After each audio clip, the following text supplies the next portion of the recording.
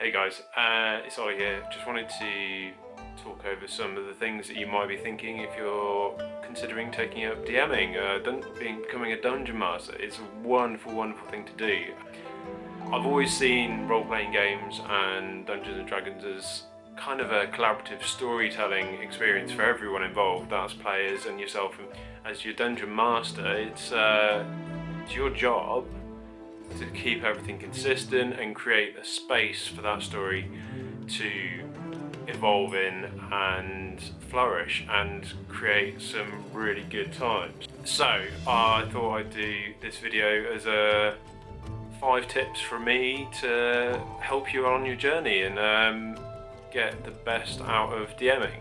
So tip number 1, learn your rules. Now if you've never played before and you're just getting into D&D with your friends and you've gone out and you've got yourselves the books and you've got yourself some dice and you've got your character sheets, I would suggest go and play a game. Go and find a local group and just have a game with someone who's DM'd before, or even if they haven't DM'd before and it's their first time, you can still pick up some tips, but you'll get to learn the rules.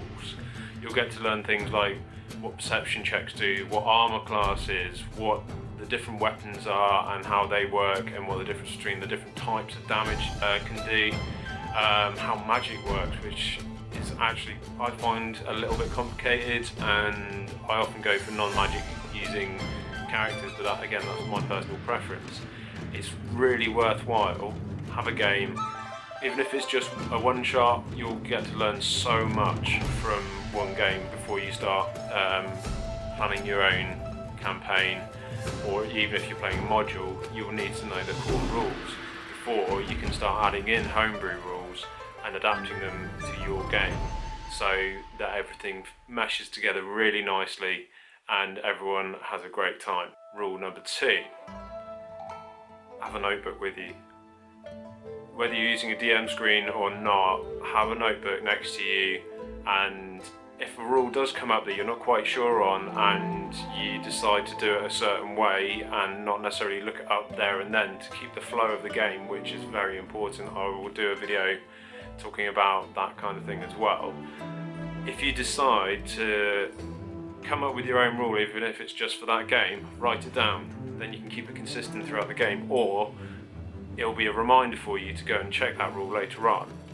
And if you've got it wrong, don't be ashamed of turning around to your players and saying, we've been playing this rule wrong, I'd like to change it to how it is in the book, or I think the way we've been doing it is actually better than the book. But there is no shame at all in turning around to your players and saying, I got it wrong guys, we'll leave it as it was from before, or we're going to change it and do it this way instead now.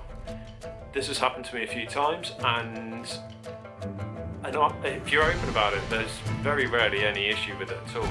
I mean, it's also a discussion with your players who may prefer the new way you found to play it, and in which case that's a discussion that you need to have, and you need to keep talking to your players about how they're finding the game, making sure they're enjoying themselves, because at the end of the day it's a game. It's supposed to be fun for everyone. And if you're finding a way of doing things that is better, keep it. Now this has come up a few times in my games, including things like stealth and how stealth can work, and like variances in armor class, and how like when you start adding spells to things. Like I had a character once who it actually worked out better for him for his armor class to not wear any armor, but he still had armor, so he had to carry it around until he could sell it, and things like that. And they can really build into your game and create a really diverse and interesting way of playing, which will be unique to you and will mean that everyone is having a great time. So that's kind of gone into rule number 3 as well, which was don't be afraid to amend yourself, don't be afraid to go back on something. If it wasn't working, change it. If it was working but it's not exactly how it was in the book, you don't have to change it, it's fine. Adapt your play to your game. That is one of the best things about Dungeons and Dragons, is that it's so versatile. Every little thing in that book is a guideline. It is not the rules are there as a basic, and once you know the rules, you can change them. It's a lot easier to change something when you know it inside out. If you're not sure about something, you're not sure how something works, give it a go. Even say to your players, I'm not sure how this works, I want to give it a go. So this is going to come up in today's session. Just be aware it may change later on. That's okay. You can do that. That's one of the greatest things about learning to be a dungeon master and this collaborative storytelling sort of device, is that you've got to keep that flow. You've got to keep intrigue. You've got to make sure everyone's having fun, and you've got to keep it moving. Well, I've found in the past that with dungeon masters who are so fixated on getting the rules right versus keeping the flow, and they'll sit down and spend 5 minutes of your game time looking through a book for a specific rule and how to put that rule in, rather than going, right, we're going to do it like this for now, write it down, check it later, and then have the conversation of, we played it like this, that wasn't quite right, how did you find it? This is how the book says it's supposed to be done, shall we give that a go? And then maybe there's a third option there as well of how to do it, which is somewhere between the two, because the way that you were doing it wasn't quite right and didn't quite fit the mechanics and the physics of the game.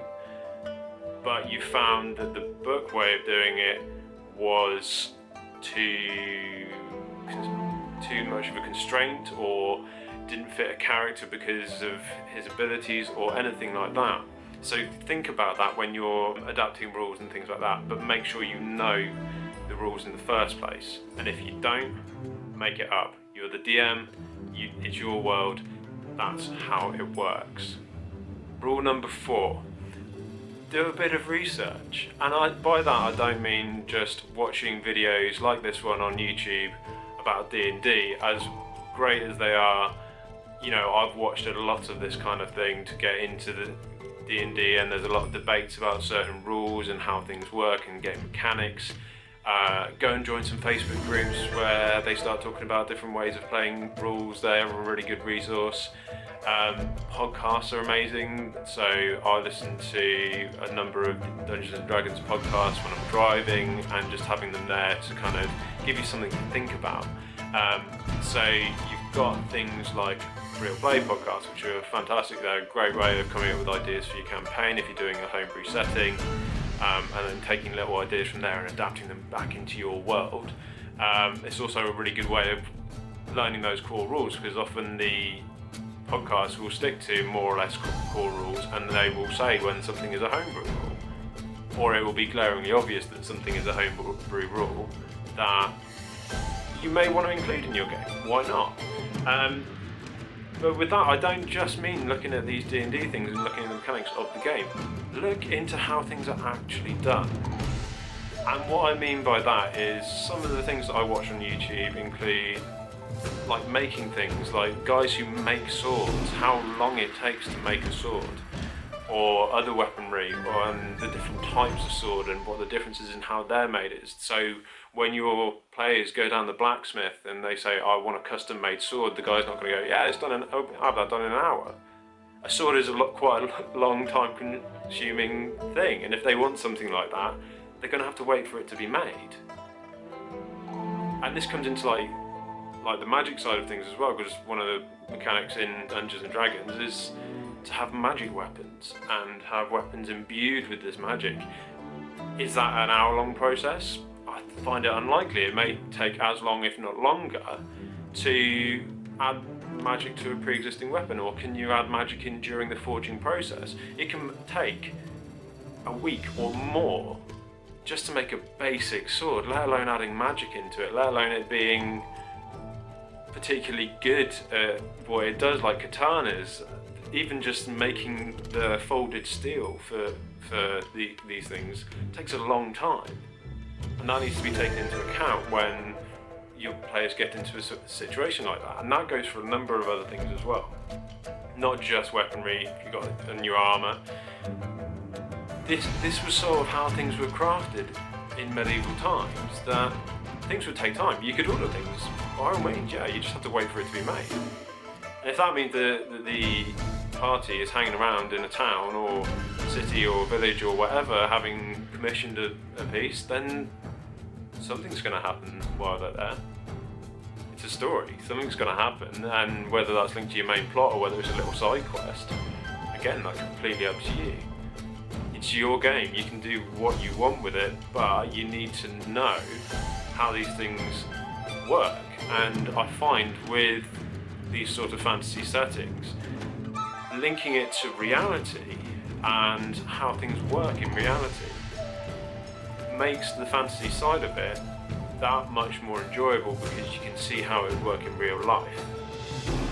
So if you said, oh yeah, he's a magic blacksmith and he can just whack out a sword a day, that now are they going to be very good swords? Probably not. If he's really genuinely making a sword in a day, how good do you think that's going to be? If a normal sword takes a week to make. Little things like this are all things to consider. Drawing on your experiences from real life, how long it takes to walk. I live in a town I live in a city in the Midlands of England, and if I were to walk to the next biggest town, which is Nottingham, that's 15 miles away. That would take me most of the day to get there. And that's things that you need to consider where if they're travelling by foot, if they're travelling by horse, and building all these things in, see how long these things would actually happen in reality, and using that experience and that knowledge that you have from real life and adding them into your game will only enhance the experience for your players. Now that brings me to my final point number 5. Have fun. It's a game. For you, as much as it is for your players, everyone needs to be having fun, and as the Dungeon Master, I hate to say it, but you're kind of in control of that.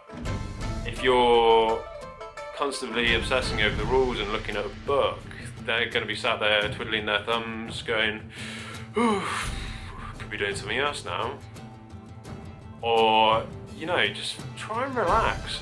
There's a lot to be said for the yes and rule, and if you don't know what that is, I'll do another video on that as well.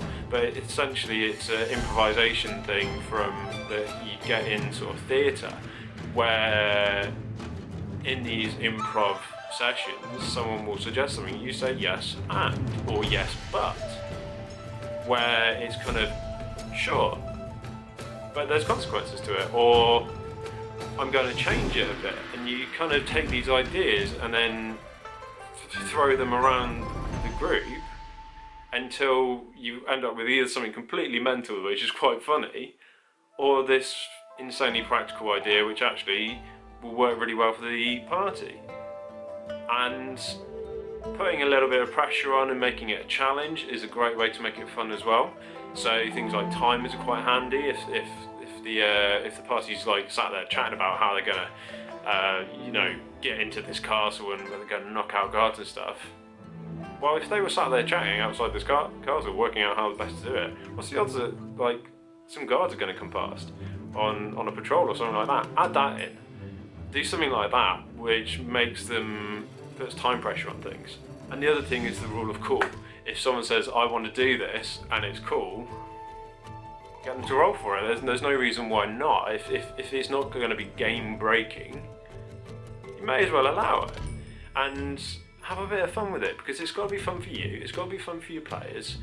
And if you want to know more about the rule of cool, I'll do another video on that.